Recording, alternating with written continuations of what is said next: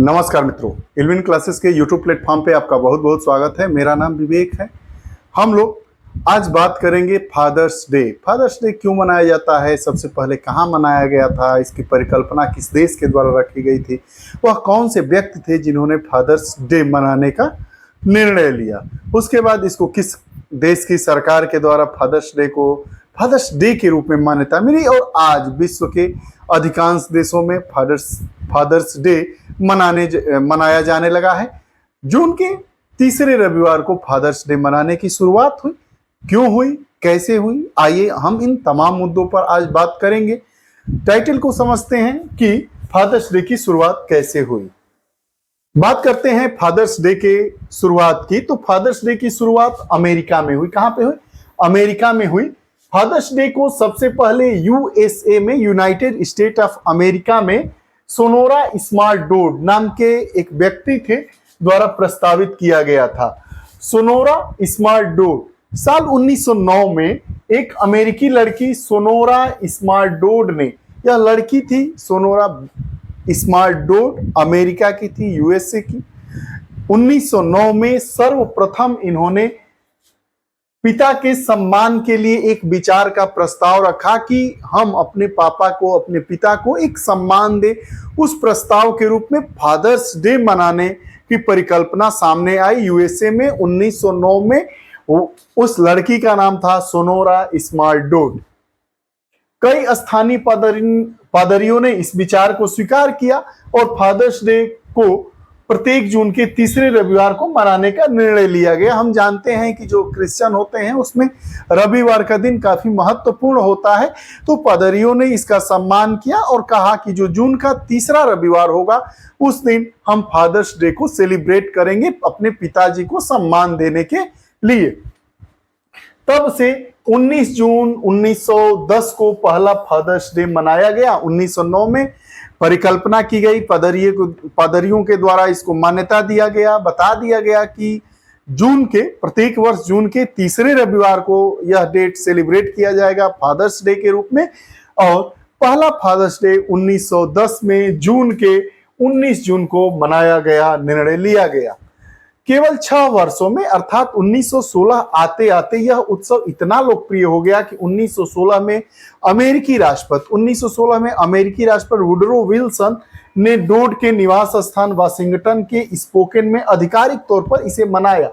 जो Sonora smart डोड थी उनके निवास पर वुडरो विल्सन, जो वहां के राष्ट्रपति थे अमेरिका के, उन्होंने इसको मनाया। सोनोरा स्मार्ट डोड थी 1930 में उन्होंने अपनी शिक्षा पूरी की। उसके बाद डोड ने राष्ट्रीय स्तर पर उत्सव को बढ़ावा देना शुरू कर दिया।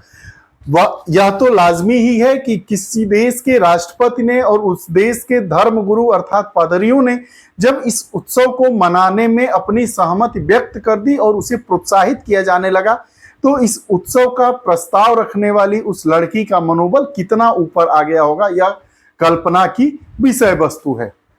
1966 में राष्ट्रपति लिंडन बी जॉनसन ने घोषणा पत्र जारी किया। इसमें इस दिन को मान्यता दी गई और 1966 आते आते राष्ट्रपति लिंडन बी जॉनसन, जो 1966 में अमेरिका के राष्ट्रपति थे, उन्होंने इस डे को मान्यता दे दी। मतलब जून का जो तीसरा संडे था, रविवार। इसके बाद रिचर्ड निक्सन ने जून के तीसरे रविवार को फादर्स डे के रूप में घोषित करने वाले कानून पर हस्ताक्षर भी कर दिया। स्पेन और लिथुआनिया जैसे कुछ देशों में फादर्स डे को सार्वजनिक अवकाश के रूप में भी मनाया जाता है। फादर्स डे को सार्वजनिक अवकाश के रूप में भी मनाने की प्रथा है स्पेन और लिथुआनिया जैसे देशों में। क्या इसका महत्व है, क्या इसका सिग्निफिकेंस है फादर्स डे का? तो फादर्स डे यह दिन पिताजी के प्रति सम्मान, उनके प्यार और उनके बलिदान को दिखाने का, प्रदर्शित करने का दिन होता है। यह एक बच्चे के पालन पोषण में पिता के योगदान को सेलिब्रेट करने का दिन है, जिसे अक्सर अनदेखा कर दिया जाता है।